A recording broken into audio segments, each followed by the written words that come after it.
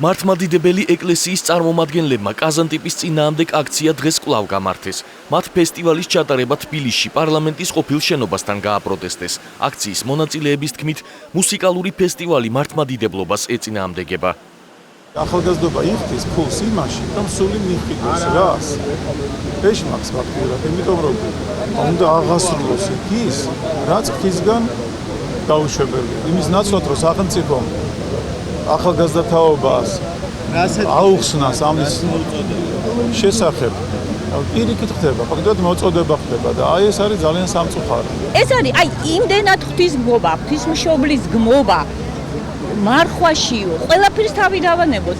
მე არ მესმის საერთოდ, როგორ შეიძლება ამისი ხელის შეწყობა თავრობის ხელისუფლების მიერ. ჰომოსექსუალიზმი, ნარკოტიკის მოხმარება, ნუდიზმი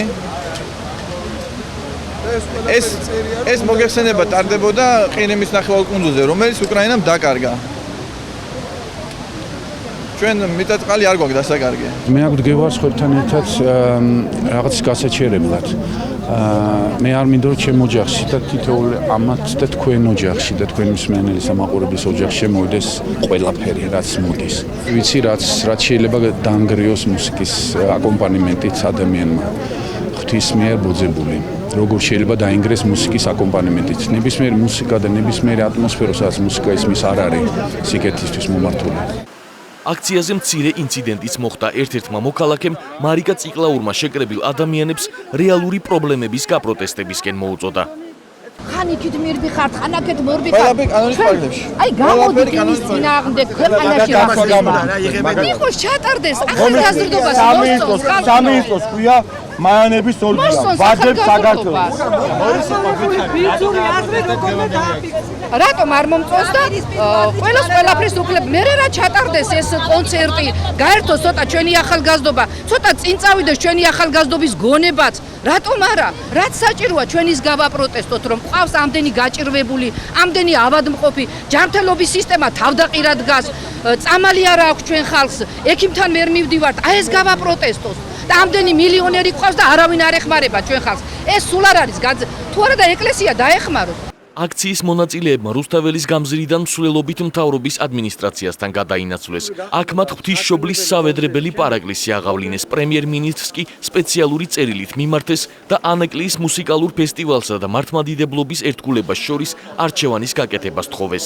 ეს არის ჩვენი პროტესტის წერილი, აქ არის ჩვენი შეგონება და გაფრთხილება. გაფრთხილება იმასთან დაკავშირებით, რომ ყველა ხელისუფალი, რომელიც ხალხის ნების წინააღმდეგ, ეკლესიის ნების წინააღმდეგ განახორციელებს ისეთ ქმედებებს, როგორც არის თუნდაც ეს ფესტივალი და სამწუხარო სხვა მრავალი, რაც უკვე ამ ხელისუფლებამ გააკეთა, ეს ძალიან ცუდად დათარდება თვითონ ხელისუფლებისათვის. საქართველოს მართლმადიდებელი ეკლესიის ღია პროტესტის მიუხედავად კაზანტიპის ფესტივალი დღეს ანაკლიაში 21 საათზე დაიწყება. ქალაქში რესპუბლიკის ვიზების გაცემა უკვე დაწყებულია. ფესტივალის ტერიტორიაზე ბოლო მოსამზადებელი სამუშაოები მიმდინარეობს. ანაკლიამდე გზა გადაკეტილია და შესვლა მხოლოდ კაზანტიპის რესპუბლიკის მიერ გაცემული საშვებით არის შესაძლებელი. ტურისტების დიდ ნაწილს ფესტივალზე კვლავ ელოდებიან. რესპუბლიკა კაზანტიპში ჩასასვლელად 21465 ქართველი და უკრაინელი გოგონა დარეგისტრირდა. მიმდებარე ტერიტორიაზე ერთ ადამიანს ღამის გათენება $40-მდე უჯდება. ელექტრონული მუსიკის ფესტივალი, რომელიც ყირიმის ნახევარკუნძულზე იმართებოდა, წელს საქართველოში პირველად გაიმართება და 10 დღის განმავლობაში გაგრძელდება.